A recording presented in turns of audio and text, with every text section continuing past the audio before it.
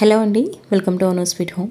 ఈరోజు రెసిపీ వచ్చేసి క్యారెట్తో చట్నీ అయితే చేశాను. దానికోసం ముందుగా ఒక గుప్పెడు పల్లీలు అయితే తీసుకొని ఈ విధంగా డ్రై రోస్ట్ చేసుకుంటున్నాను.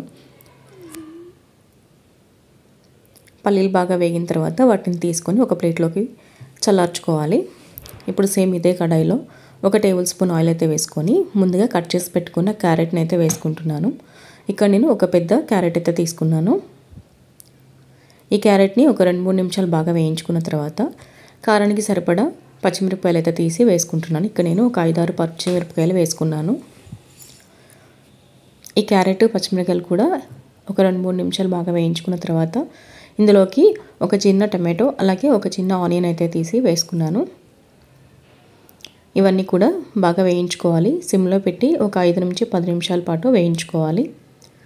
ఈ విధంగా ఆనియన్ అలాగే టమాటో సాఫ్ట్గా అయ్యేంత వరకు వేయించుకున్న తర్వాత ఇందులోకి కొంచెం చింతపండు అయితే వేసి వేయించుకుంటున్నాను. ఈ వేడికి చింతపండు కూడా బాగా మగ్గిపోతుంది.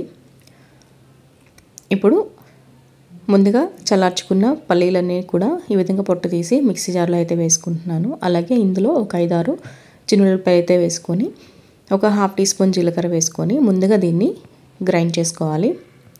వాటర్ ఏమి యాడ్ చేయని అవసరం లేదండి. ఈ విధంగా కోర్స్గా బ్లెండ్ చేసుకున్న తర్వాత ముక్కలన్నీ చల్లారిపోయినాయి కదా, వీటిని కూడా అందులో వేసుకొని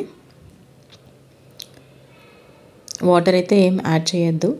మీకు ఒకవేళ చట్నీ గట్టిగా ఉంది అనిపిస్తే కొంచెం గోరువెచ్చని నీళ్ళు అయితే వేసుకొని మిక్సీ పట్టుకోండి.